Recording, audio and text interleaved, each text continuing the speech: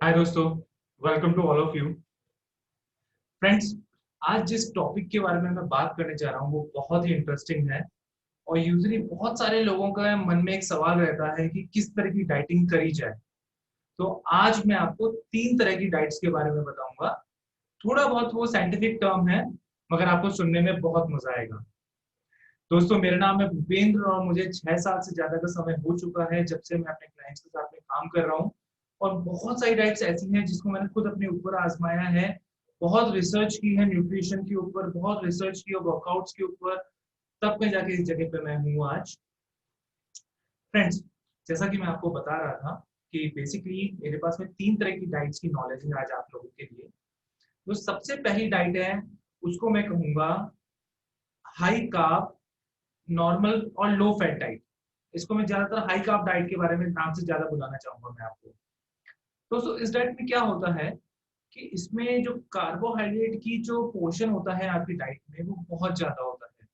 For example, around आपकी diet के अंदर अराउंड 40% जो है आपका रहेगा कार्बोहाइड्रेट, 40% रहेगा आपका प्रोटीन और 20% रहेगा फैट्स। ये यूजली ये जो डाइट है ये एथलेटिक्स के लिए है। इस वाली डाइट का जो सबसे बड़ा फायदा है वो ये है कि ये आपकी एनर्जी बहुत अच्छे से रखती है आपकी। आपको कभी भी अगर आप किसी सेल्स पर्सन हैं, आप जिम जाते हैं, आप किसी स्पोर्ट्स में हैं, सुबह वॉक पे जाते हैं, तो आपको इसी तरह की कुछ डाइट आपको लेनी चाहिए। और इसका जो सबसे बड़ा नुकसान है वो यही है कि जब कॉमन इंसान इस तरह की डाइट्स के बारे में सुनता है तो वो कार्बोहाइड्रेट हाइड्रेट के अंदर वो प्रोसेस फूड को सोच लेता है। तो बेसिकली इसके अंदर जो है प्रोसेस फूड आपको कहीं नहीं आता है। आपको मैदा, मिठाइयाँ, केक्स, पेस्ट्रीज, इस तरह की चीजों को इंक्लूड नहीं करना है इसके अंदर। तो आपकी डाइट जो है अच्छे से रहेगी, अदरवाइज ये आपको नुकसान पहुंचाएगी। जो दूसरा इस चीज के अंदर जो सबसे बड़ा नुकसान होता है कि कई लोग फैट्स की अहमियत नहीं समझते हैं और वो फैट्स को इतना कम कर देते हैं कि वो 10% से भी कम हो जाता है हमारी डाइट के अंदर। तो जो फैट होता है वो हमारी बॉडी के अंदर बहुत सारे ऐसे इंपॉर्टेंट विटामिन होते हैं जिसको डाइजेस्ट करने में काम आता है। तो जो लोग ये डाइट करते हैं और फैट्स को नहीं लेते हैं, 20% या 10% से कम लेते हैं वो लोग, तो या 10% तक भी लेते हैं, तब भी उनका जो विटामिन है उनके अच्छे से डाइजेस्ट नहीं होंगे। और उनकी जो सेहत है वो जिस तरह के रिजल्ट चाहते हैं वो उनको नहीं मिल पाएंगे। बेसिकली ये जो डाइट थी ये 1990s के अंदर एक कॉन्सेप्ट आया था। अमेरिकन रिसर्च ने ये बताया था कि जितने भी बहुत सारे डाइटरी फैट होते हैं उनका हमारे दिल पे बहुत बुरा असर होता है। तब कहीं जाके ये जो डाइट थी ये फॉर्म में आई थी। और दोस्तों, अभी काफी नई रिसर्च आ चुकी है जिसमें बहुत सारी जगहों पे ओमेगा 3 ओमेगा 6 फैट्स का हमको बहुत ज्यादा फायदा भी हुआ है। बट स्टिल इतना डीप में हम अभी नहीं जाते हैं। लेकिन जो मेन चीज है ये जो डाइट है, अगर आप जिम जाते हैं, वॉकिंग करते हैं या हल्की सी भी एक्सरसाइज करते हैं, सेल्स पर्सन है, फील्ड पे रहते हैं, तो ये डाइट आपके लिए ऐसी ही कुछ कुछ होनी चाहिए।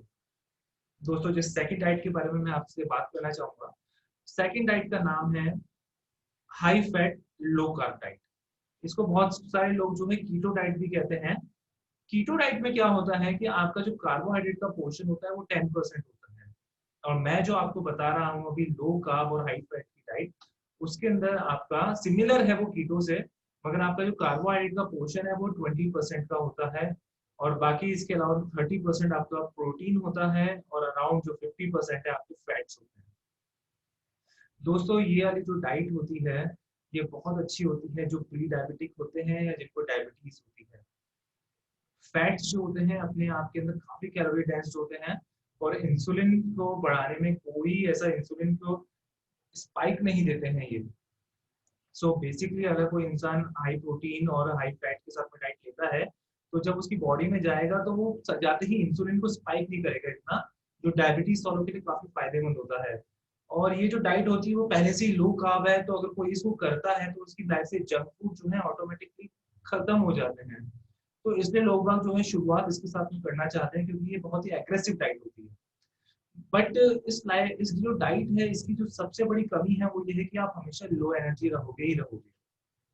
अगर आप कोई जिम जाते हैं, कोई किसी तरह की वॉकिंग करते हैं, मूवमेंट रखते हैं, सेल्स में हैं आप, तो ये जो डाइट है ये करने की मैं आपको बिल्कुल सलाह नहीं दूंगा क्योंकि शुरुआत के हफ्ते भर तक बहुत अच्छा लगता है। लेकिन इसके बाद के अंदर ये आपकी लो एनर्जी देगा और आपके लिए डाइट नहीं बनी है।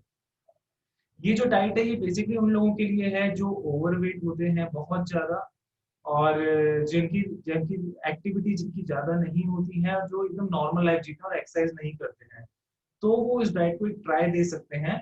लेकिन अगर आप एक्सरसाइज करते हैं और आप उसके बाद के लो कार्ब और हाई फैट की डाइट में और हाई प्रोटीन की डाइट में आप जाएंगे तो ये चीज सही नहीं होगी।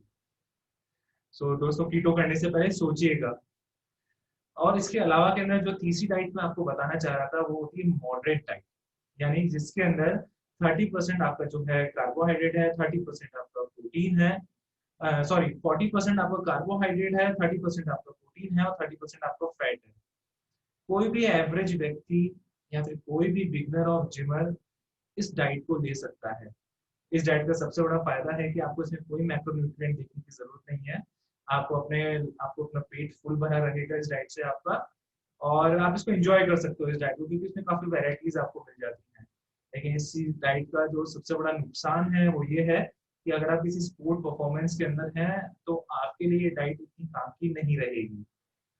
सो दोस्तों, ये जो तीनों डाइट्स थी, इन तीनों डाइट्स के बेसिस के ऊपर ही हमारे बहुत सारे लोग डाइट्स बनी हुई रहती हैं, किस तरह की डाइट खानी चाहिए, कैसे खाना होना चाहिए, कौन से फिलिंग फूड्स होते हैं, कौन से अच्छे फूड्स नहीं होते हैं, किस तरह से नए स्वाद को हम बढ़ सकते हैं।